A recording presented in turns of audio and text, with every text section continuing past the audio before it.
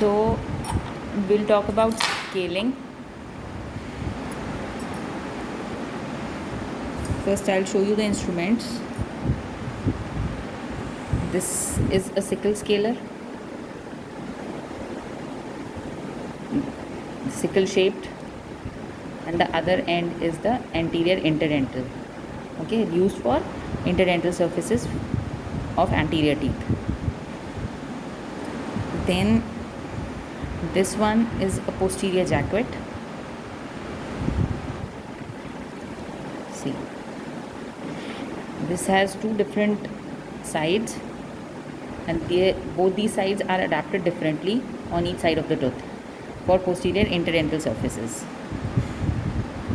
Then this is a surface scaler. This is beveled at an angle of 45 degree at the edge. See, okay.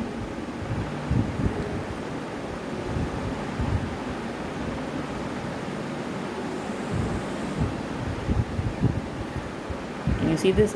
Now the one important thing about this is there are two angles. One, this tip is having an acute angle, this point.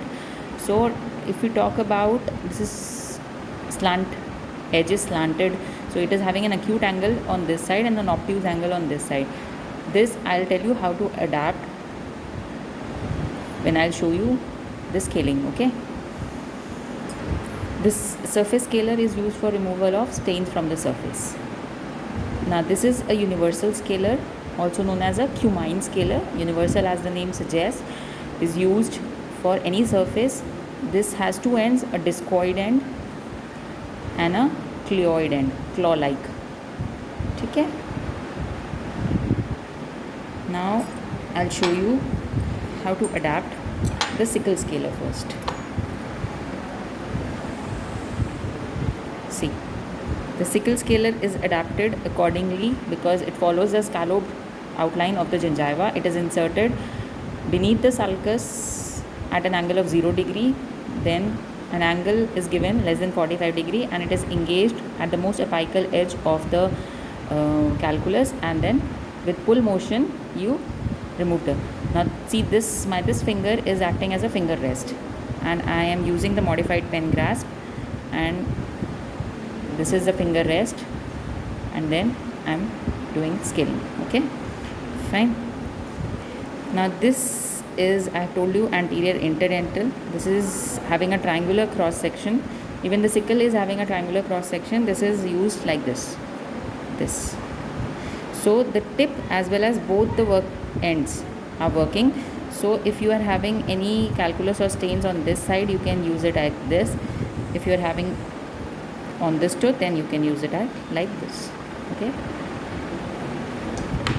Then we'll talk about the posterior jacquet. That's it for posterior interdental surfaces. Now see, let's assume that this is your patient. This is the maxillary arch. Here is the palate. Here is the throat. So you cannot insert your instrument inside it. Now see, this again has the same anatomy as the anterior interdental, used like this. This terminal shank should be parallel to the long axis of the tooth, like this. Now if you will try to adapt this part, it will not adapt, because for the terminal shank to be parallel, you have to move your instrument backwards. That is not possible. So that is why this has two ends, left and right. See, this is adapted very well, and whichever end adapts on buccal aspect of, suppose, right, will adapt similarly on the palatal aspect of the other side. Clear? Similarly, this will be adapted here, and then this will be adapted here.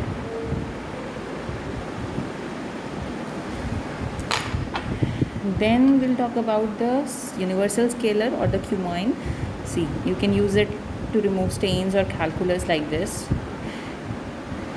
It is used for heavy calculus removal, be it from the palatal aspect or from the labial aspect.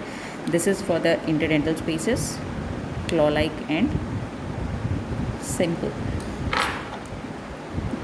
Then last is the surface scaler. I have told you there are two ends, one is the more pointed one. So if we divide the tooth, say suppose for a central incisor, if we divide it into two parts like this, एक line खींच के हमने अगर इसको divide किया है half में, then see if you adapt it like this, अब अगर हम इसको आगे ले जाएंगे, so it will go on to the gingiva, इधर it will traumatize the gingiva, और ये फॉलो करने के लिए आपको पूरा अपना हैंड घुमाना पड़ेगा. So that is why this acute angle should be always towards the mid line of the tooth. तो मिड लाइन तक ऐसे फॉलो करेंगे, then rotated and then again this side. ठीक है, it adapts well like this, because if you will go like this it will traumatize this gingiva. So acute angle towards the midline, यहाँ तक रोको, then rotate your turn your instrument and then again this side. See, similarly there and then here. Clear?